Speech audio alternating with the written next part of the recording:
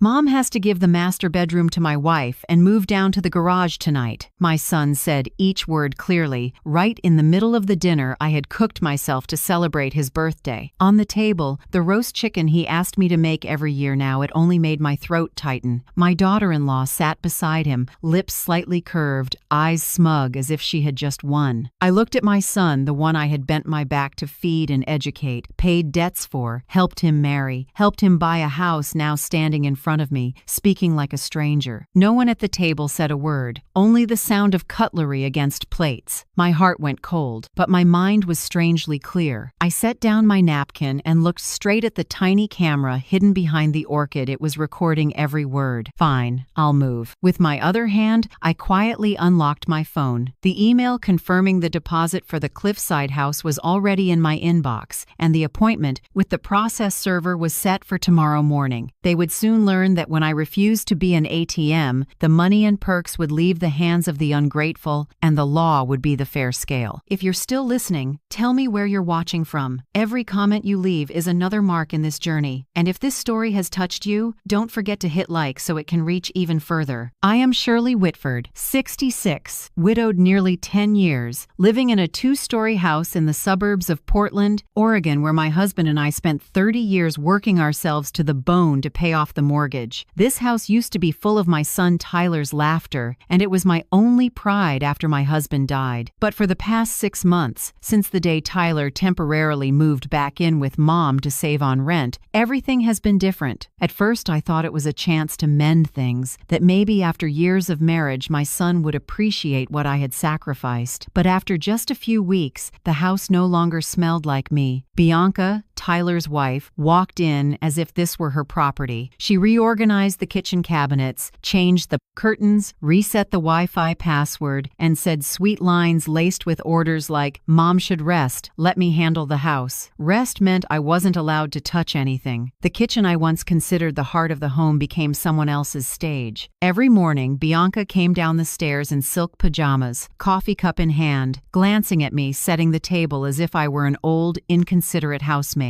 Tyler sat scrolling on his phone, rarely looking up to greet his mother. The master bedroom, the place where my husband and I once hung our oak-framed wedding photo, was now their temporary room. I had let them stay for a few weeks while their apartment was being renovated. 6 months later, that apartment was still not done. Tonight, I prepared a birthday dinner for Tyler, roast chicken with rosemary, mashed potatoes, and the apple salad he used to love most. I even ordered a small chocolate cake with his name on top. I wanted to believe this meal could remind him who I once was in his life. But when he said that sentence, "Mom has to move down to the garage," every lovely memory shattered. My sister-in-law, Colette, my brother's wife, was there too. She looked at me, then down at her plate, silent. Lily, my niece and Colette's daughter, sat tucked at the corner of the table, lips pressed tight, avoiding my eyes. No one said anything. No one dared. I remembered the years I worked 2 shifts at the garment factory just so Tyler wouldn't lack tuition money. I had stood in the rain for hours waiting for his classes to end, had sold my wedding ring to help him pay off credit card debt when he first got married. And now, he looked at me like a stranger, speaking to his mother in the tone of a boss wanting to reallocate space. When the last clink of cutlery stopped, I set my napkin down and smiled faintly. No one expected me to be that calm. They thought I would cry, beg, or argue, but inside me, every feeling had turned into a sharp quiet. I looked up at the corner where the small camera I'd installed last week sat after Bianca slipped into my room without knocking. I bought it for security, but the truth was I wanted proof. And now, the proof was being recorded, every word, every glance. I spoke softly, my voice unusually steady. "Fine, I'll move." Tyler looked up, likely surprised I didn't push back. Bianca let out a tiny laugh, like she had just won an easy chess match. But they didn't know right under the table, my hand was opening my phone. On the screen was an email from Nolan Hart, a real estate agent, confirming a 20% deposit for the Cliffside house in Cannon Beach, a place my best friend Ruth had sent me 2 weeks ago. I also saw a notification from Hadley Pierce, our longtime family attorney, confirming a 9 a.m. appointment tomorrow to discuss the transfer of ownership. After dinner, they sat watching TV, laughing as if nothing had happened. I quietly washed the dishes, wiped the table, then went to my room, the temporary room they called the old family room. I sat on the bed and opened my laptop to look again at the photos of that seaside house. A white wood facade, large windows facing the ocean, and a small porch where I could drink coffee and watch the sunrise. I felt as if something were calling me back to life, a life of my own, not crowded out, not belittled. Ruth had texted before, "You should see this one, Shirley. It's small, but it feels like freedom." Back then I just laughed, thinking I no longer had the courage to start over. But tonight, after Tyler's words, I understood. What's scary isn't starting over, it's staying where you're treated like leftover clutter. I opened my notebook and quickly wrote, Portland house estimated sale, $600,000. Amount Tyler owes mom, $58,000 tuition. Credit card debt, remaining did. Savings, enough to buy the beach house outright. I closed the notebook, then opened the closet for my old Navy suitcase. I neatly folded a few outfits, my wedding ring, my husband's photo, and the leather journal he once gave me. Before sleeping, I grabbed my phone and texted Ruth, "Come with me tomorrow morning. Bring coffee and a smile." Ruth replied immediately, "Are you okay?" I typed back, "Better than ever." Around midnight, I heard Bianca's footsteps pass my room, then the master door shut. Her perfume drifted by the scent I once bought for her when she married Tyler. Now it made me nauseous. I looked around my room, simple and tidy, so different from the master they were occupying. But I didn't feel pitiful. I felt lighter. I knew that in the morning, while they slept, I would meet Nolan and Hadley. I would sign, transfer funds, and begin the plan to sell this house, the place where filial piety had died with the cold clink of cutlery. Before turning off the light, I opened the camera app and replayed the dinner recording. Tyler's voice rang clear, cold, and firm. Bianca's voice cut in, soft but sharp as a blade. "Say it straight. Don't let her think she still has any say." I paused the video and sat very still, not to cry, but to remember. Because starting tomorrow, everything they said, every move they made, would become evidence to protect me and the assets I spent a lifetime building. I turned off the phone, pulled up the blanket, and whispered, "They think they've kicked me out of a room, but really, they just kicked me out of a foolish dream about a family that still knows how to love." I closed my eyes and smiled, because tomorrow morning, I would no longer be the compliant mother of today. I would be Shirley Whitford, the 66-year-old woman preparing for the quietest counterstrike of her life. At dawn the next day, Portland was still veiled in mist. I got up at 5 a.m., brewed a pot of